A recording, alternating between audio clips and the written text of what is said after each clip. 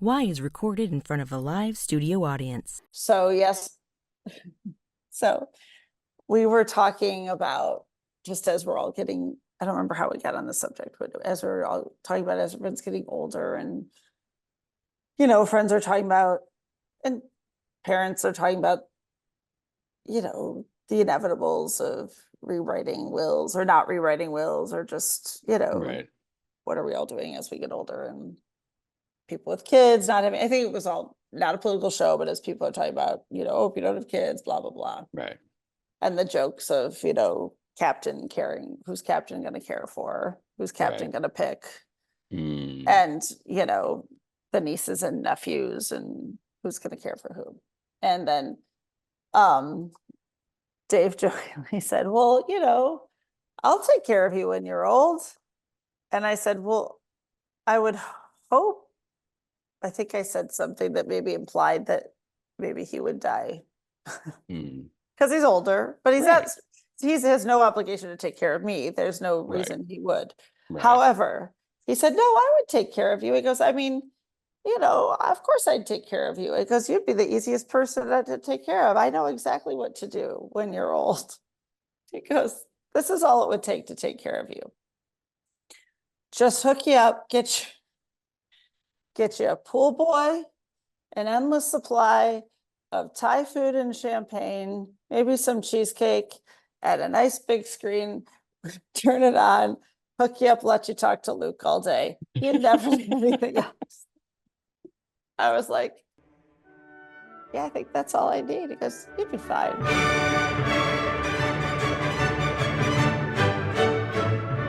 This is Why, with your hosts, Heidi Hedquist and Luke Poling.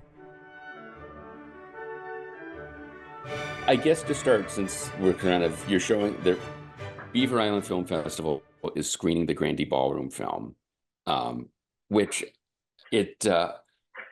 what was your, did you get a chance to see anything there? I mean, I know it was open for such a small window, or is it just you grew up with the legend of it?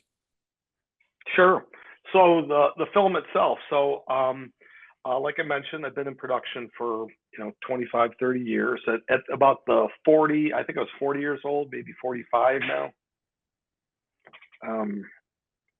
A friend of mine, we were talking about all the stuff we had done, and just like I mentioned about working with Rush, I worked on Super Bowls and I've worked on championships and have done great commercial works and all this great stuff. And we got to the talk of like, what haven't you done? And I said, I got in this business when I was 20 years old to make a documentary, and I just never did it. He was like, well, why didn't you do it? And I said, well, because I'm got a wife and I got kids and I'm doing all these great things. I don't need to do. And he's like, he put a challenge kind of in front of me to like, why don't you just do it? And I thought, what the hell? You only got one chance. So I sat down and I started thinking, if I'm going to do a documentary, an independent documentary, right? So that's the important part of the story. Is that if you know these things, it's all your own dime, your own time. Your producer, your screenwriter, your head bottle washer, you're cleaning up. I mean, everything is on you. And so I knew enough about the business to know what I needed to get done, but I also knew enough about the business to know that I couldn't do all those things, and I would have to start, resourcing them out. And so, but I also knew that it was going to take some time to get this done. Documentaries as they go, they could be, if it's a paid documentary, you might be able to finish in 6 months, 8 months, but independent, I gave myself 5 years and started working on it 2008. And 3.5 years later, I finished it. And I figured that if I was going to spend 5 years on working on something, it better be something I love. And so Detroit music came to the top of the list. And at that time, there'd been a really great documentary that kind of came out called the MC5 True Testimonial. And wonderful film, but it got caught up in a lot of legal stuff. And it's going to say wonderful lawsuit. Right. Yeah. Well, exactly. And so I thought, well, you know what? let's learn from other people's mistakes. How about if I make something about a building and make the building a character, and that way I could have you talk about it, or I could have Iggy Pop talk about it, or I could have Wayne Kramer talk about it, and still move forward with this if you didn't want to talk about it or Iggy didn't want to talk about it. So I kind of put that in the back of my mind, is like, let's do this. And it just kept on coming up in conversation of like, all roads started pointing to this, what I consider the epicenter of rock and roll for Detroit. And that was the Grande Ballroom, and started in 1966. And like you mentioned, short time, 72, it dissolved. I was born in 66. So yeah, never went there as an attendee. Come to find out that my mom had gone there previous to go dancing when it was a different incarnation of it, but she wasn't there during the rock and roll years either. So in a much long way of saying it, it was something that I wanted to learn about, and as a filmmaker, it made it easy for me to find resources to make it. Well, I think you're Yeah. right. Like, I mean, the building itself, it is a character. The only way it could be treated properly is as a character, because it is even beyond the confines of our town, because we are Detroiters. Anyone who properly knows about rock and roll knows about the Grande Ballroom and treats it with every bit as much reverence as a rock star, because it is a rock star for its short-lived life. So that was the only way to do it right. And what do you think it is? And obviously the story tells itself through the film and through these anecdotes from the people that knew it, or, but what was it in a one sentence? What is it about those walls beyond the people that were there that made it so special? Sure. I always go back to the fact that it happened at the perfect time in Detroit. So, and the cast of characters, these vagabonds of musicians and entrepreneurs and visionaries and graphic artists and all these people were all looking for some way of expressing themselves. And it all, I hate to use that perfect storm analogy, but it was right at that moment, because Detroit, I don't need to go on the ledge on this, but Detroit has always been in the forefront of music through each decade. I mean, you can go back to the big bands, you can go back to blues, rockabilly, you can go back Motown. I mean, we've started that. Techno, we own that. Rap. I mean, so it's no like far-fetched that the music part wouldn't be easy here in Detroit, but the place made it that much more accessible. The fact that Russ Gibb, this entrepreneur, had saw what could happen in San Francisco and brought it back, and he became all these people in the film became great friends of mine, and no holds barred to the fact that he was doing it not only as a place for kids to congregate and for music to happen, but he saw it as a revenue, so he thought they're doing this great thing in San Francisco, and Bill Graham's making some money off this. Let's see if I could do this. There's all these old theaters strategically around Detroit that, you could go, beautiful, exquisite Fox Theater, world renowned, to lesser known places throughout the city. Detroit's cavernous. It's a big landmass. So there were these all over the place.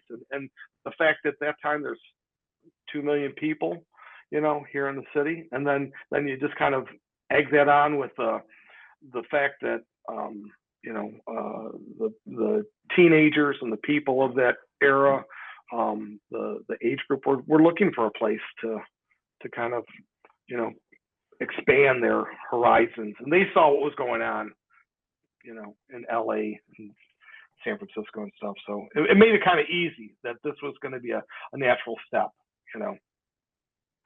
What was it like for you as a music fan because one of the things that you do in the film that's so cool is you've got a shot of the room, and sort of on the stage, you've got projected or, whatever computer gimmickry you use, where the MC5 are playing.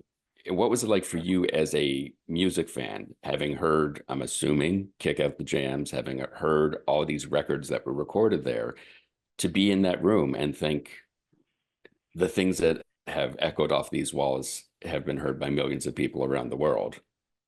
Yeah, no, that's a great question. In fact, when I did go in there, I brought another person that's in the film with me, Tom Wexler, and Tom was a photographer for Cream Magazine. He was Bob Seger's road manager, but he also kind of grew up at the Grande, and he took a lot of pictures. And so I had him stand where he took all these pictures from. He had a sweet spot, as any photographer would. He had a sweet spot where he stood and watched everything and took all these pictures. And I knew I was going to be using overlays that you talked about to make this thing come alive. And so while I'm in there with him, he's telling me these stories of him going backstage and tuning Jeff Beck's guitar. And he's telling me these stories of smoking weed with Pete Townsend on the roof, and he's telling me these stories. And as a music fan, I'm just like, I mean, the hair still stands up when I tell these stories, because I'm like, I've had the pleasure of working with, I mean, the reason why that Horde Festival poster is up there is because I was working on that show, on that festival, and I met my wife during that festival. Wow. So music for me has been the top of everything. It's the thread that goes through my entire DNA. And so to not only hear these stories, but to hear them firsthand from people like Wayne Kramer, to hear them firsthand from people like Alice Cooper. We also, I take it you haven't seen the film yet, but I wanted to show the importance of what the Grande Ballroom did and what the music did for people outside of Detroit that weren't Detroiters. So Henry Rollins, huge MC5 fan, huge Stooges fan, but also kind of a historian of all things music. I mean, the guy's just prolific in poster art and vinyl and everything. I mean, the guy's just he's a genius. He's very articulate. He just knows this topic. And to hear why Detroit was so important, why the MC5 was important for him, Lemmy from Motorhead, same thing. Here's a guy from England. What's the connection? Why is Lemmy in Tony's film? Why would this even make sense? Well, Lemmy, if it wasn't for the MC5 out of Detroit, he wouldn't have started Motorhead. Right. I mean, these are things that are coming out of these people. Tom Morello from Rage Against the Machine, another one. Slash from Guns N' Roses. So I started kind of diving down into not just how it turned Detroiters, out there, but how it affected, people outside of and even during that time frame. I mean, we interviewed BB King, who, it doesn't get better than that for the blues. I mean, this guy is he's put the stamp on it, right? So he said it was places like the Grande Ballroom and the Fillmore that rejuvenated his career, because at that point, blues was on the back end of things. Motown and R&B was coming up, but the Grande introduced him to this whole new young white rockers like Eric Clapton and the Rolling Stones, and so it propelled his career. It jump-started his career again. Roger Daltrey again. So we didn't just do Detroiters because I wanted to kind of like, hey, if I'm going to put time into this, I'm going to try to get as many people and go as as big as possible. So I mean, the film that you'll see, 36 people, I guess, that we interviewed for it, that all had what I think had a stake in it, and had, that either they brought something to it or they got something out of it. So that's kind of what the film is about. Plus, I mean, if you can get Lemmy in your movie, you put Lemmy in your movie. As a filmmaker, I would put the request in for anything. Like, do you want to just swing by set and hang out for a bit? It's we fine. do. That's all we do is ask. We put it out in the ether that Lemmy will join us. We get everything. We call out anyone we need to try to get him to come. Whatever we need, any candles we need to light, anyone we need to consult. That's what we do. Yeah. So, he was another person, and that was, so my connections with I keep on saying my day job, but I've actually been very successful at it. So, I've been doing this long enough where, I know how to connect with people. I know how to get in front of these people. But now you're in front of these people, and now you're going to say, I'm going to take away an hour of your day while you're on tour to talk about something. It's got to be very important. So what I did from a pre-production standpoint is we quickly made a trailer, because and again, this is 2008, 2012. So nowadays it seems like, oh shit, we could just do a Zoom and I could talk to anybody I wanted to, and it wasn't like that then, right? So it was different. And so, but how do I get in front of these people?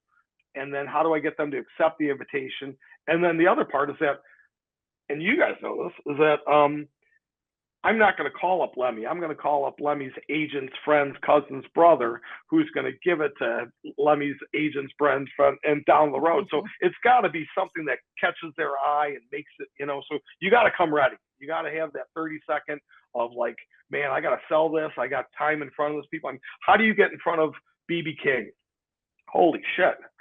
Here's a guy that's touring at the time, before he passed, 250, 300 dates a year, So I reached out to his booking agent, who I knew through friends, talked with Tina, and I said, hey, I got this. And she's just like, what is it about? I said, and my first thing would always be the same question, be like, I would get them on the phone, and I get their email address. And while I was talking to them, I'd send my trailer to them. So to show that I wasn't just like guy with plastic camera wanting to talk to Lemmy and be the Chris Farley interview of like, hey, so you're Lemmy, and that kind of, so I didn't want to be that guy. I want to come ready to do this. And so sent them off that while I'm on the phone with them, have them look at it, and then explain to them why they needed to be in the film, why it was worth their time.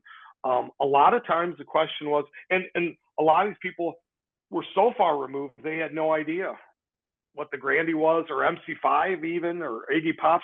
Lemmy's, Lemmy's man at the time was a younger guy, and you could tell, man, this guy's trying to herd cats with Lemmy and the rest of the band. Mm-hmm. Yes. Do you want to put on the list that you got this filmmaker from Detroit that wants time before the show to interview the guy that's got to be in front, so add that up. That times 35. Right. So I knew the protocol. I knew the kind of workflow that I needed to do it. I knew what I wanted. I wasn't asking just to be, to get that picture with Lemmy. I wasn't asking to get that picture with Slash. I had some reason behind it. And and I would say, in fact, I could honestly say there was nobody that didn't accept my invitation. Some of the invitations, like Iggy Pop's not in the film, which to me was just like, holy fuck, how could you do a movie about the Grande without Iggy Pop? He was living in Miami at the time. And since I was, and so you guys are filmmakers, right? Yeah. What's your biggest expense? Wow. They give you so much money when you make these films to travel to these really cool places, don't they? They just give you a pile of money. Right. Say, Tons of it. Go, of course. Yeah, go first class, Yes, all the time. Yep, I'll have 2 drinks. I'll stay in Delta Club for a couple of days, right? Of course. So for Iggy specific, what I did, Tony, this is again Tony thinking, let's get everybody as they come through Detroit. Mm-hmm. All the interviews I did with anybody that's in my film was in Detroit. So I had no travel that I had to do. I just had to figure out how to get my gear and stuff backstage at Pine Knob or backstage. I had logistics. But my travel was, so it took 3.5 years to figure out Daltrey coming through Detroit and BB King and Slash. And so and looking back, it's almost quite remarkable that I got the amount of people I did in that short time, for I was literally, rubbing nickels together to make shit up. So, but no, everyone accepted. So it was kind of a cool thing. And the cool thing about documentary film, I feel like, is you're making a film that is a time capsule about a particular place or event in time or person or whatever it is. Yeah. And then your film becomes almost a time capsule of that era, in that a lot of the people who appear in the film have passed away since. We've talked about Lemmy. There's brother Wayne Kramer. You've got Dennis Thompson. There's one other one that was just like, BB King, of course. BB King, yeah. And for me, every time someone I've talked to passes away, there's always that moment of like, I can't believe I got to be in the room with that person and share this moment and have this interaction with them. What was the one for you where you walked away going, oh my God, like I just hung out and talked to this person for a half hour. Like, this is insane. This isn't Um, work. so no. So it's funny because while I was making the film, I would come home and I'd have these stories to tell my wife of like, you're not going to believe this, you know. Mhm. And she's like, you know what?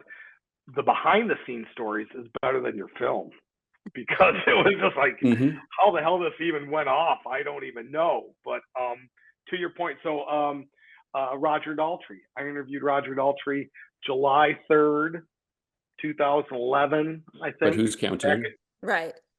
Yeah, Pine Knob, and so I'm like, holy fuck, Roger Daltrey. I grew up, I mean, just staring at the speaker for those loud screams, and Of course. Bob O'Reilly and I mean, oh God, I was just all these people. I was such a fanboy, and I had to like kind of like, okay, now I'm going to be in front of them, and I had to practice my face too because I was just like, do I look like as stupid as I feel right now Right. asking these questions? So I got the interview done, and he was so gracious and so awesome. And I was like, you know what? I can't thank you enough. I said, man, tomorrow is my birthday. The 4th of July is my birthday. I was like, I can't. This is the best birthday present I could have ever gotten. He goes, happy birthday to you. Oh. And all of a sudden, I'm like, Roger Daltrey singing fucking happy birthday. That's like, yes.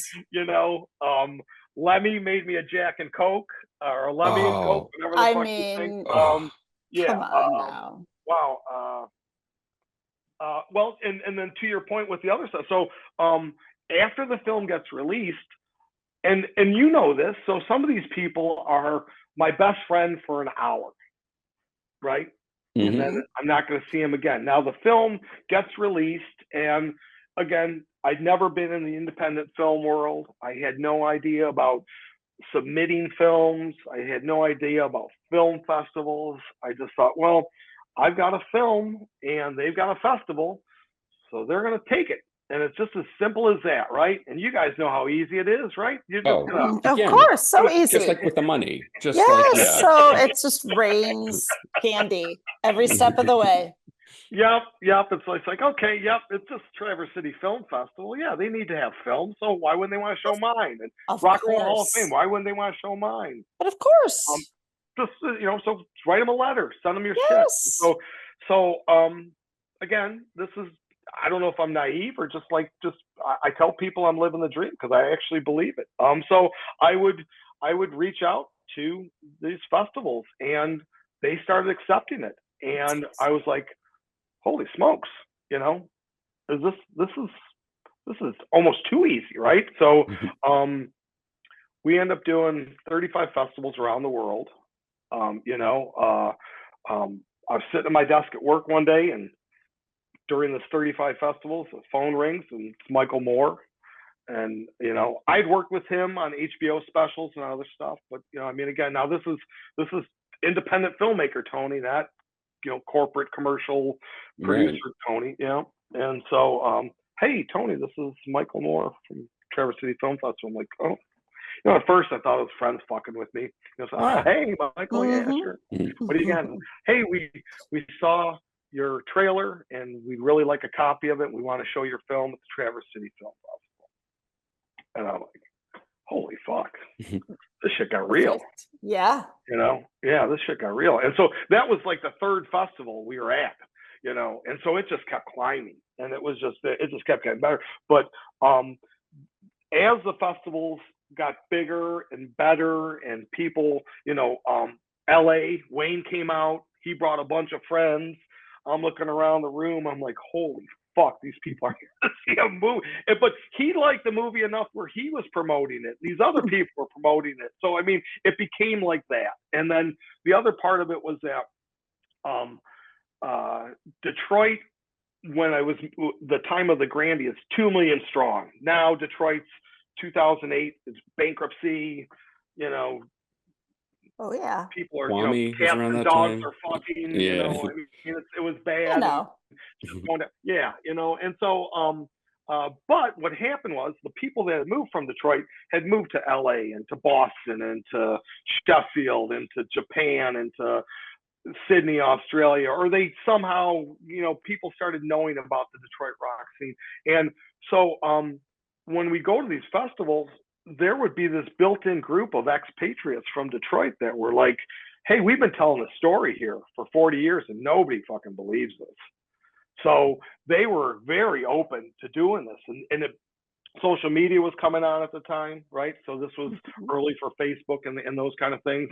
And I globbed right into it. And I was like, I need photos. I mean, how do you get something from 50 years ago? How do you find these bits of gold that you're mining for, And so I made it very kind of like open to that, and then people really responded because people did have, it was a heartfelt place for being as, for Detroit being a place that had, a riot right in the middle of the Grande Ballroom time frame.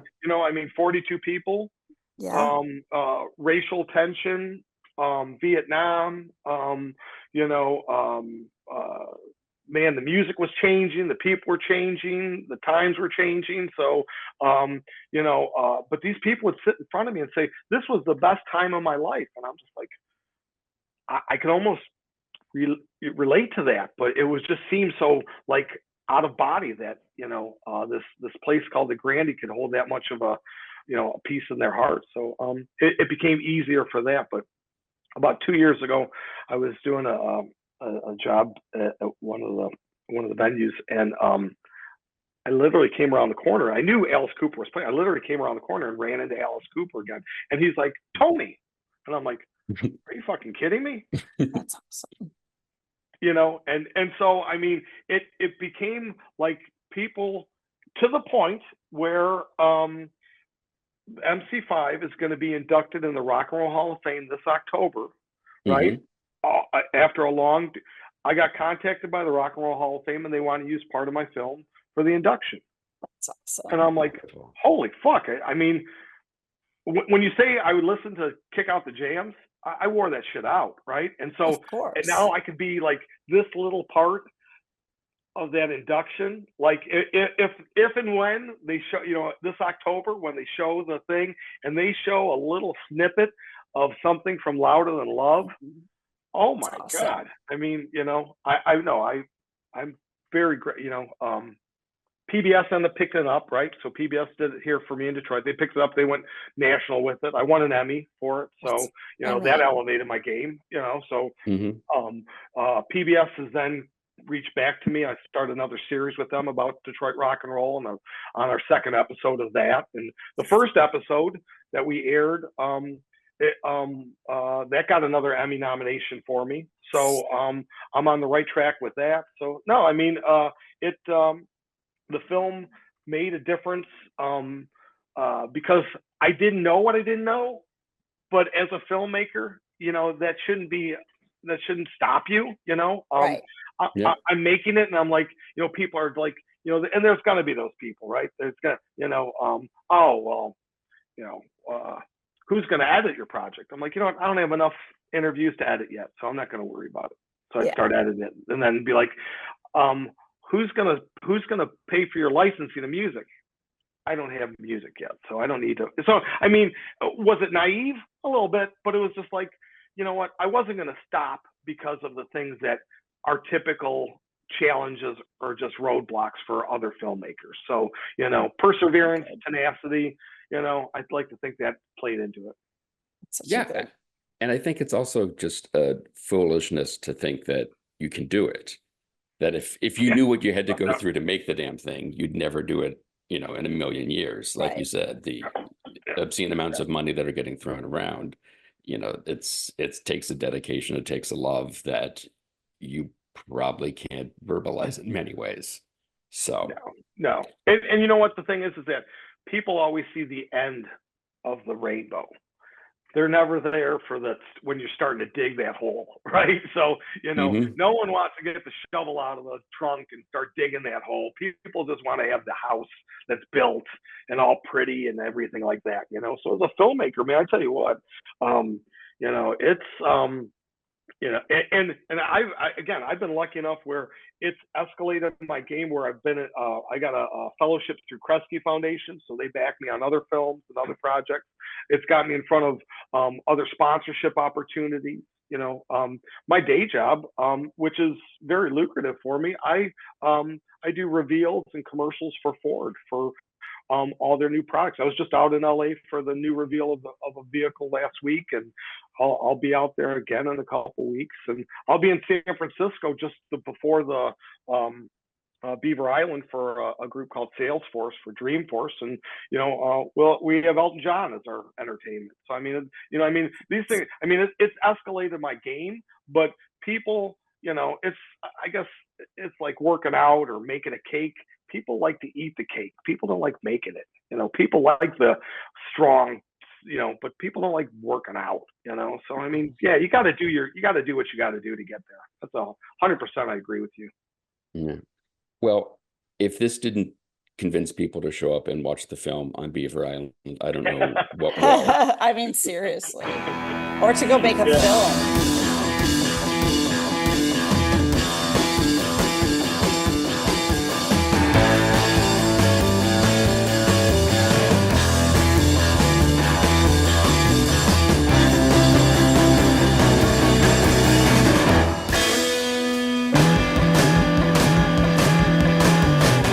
Louder Than Love, the Grande Ballroom Story is showing as part of the Beaver Island Film Festival, September 21st at 6:30 p.m.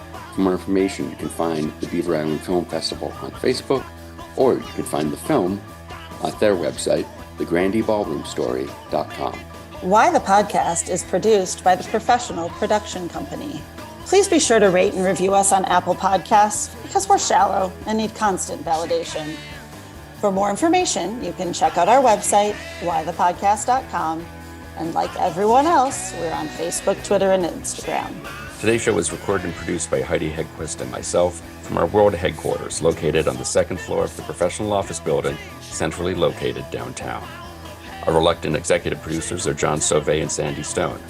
Our willing producers are Rachel Allen and Randy Jeanette. Our intern is Zach Jackson. This one's for Philippe. Thanks for joining us. Flash, we're coming home.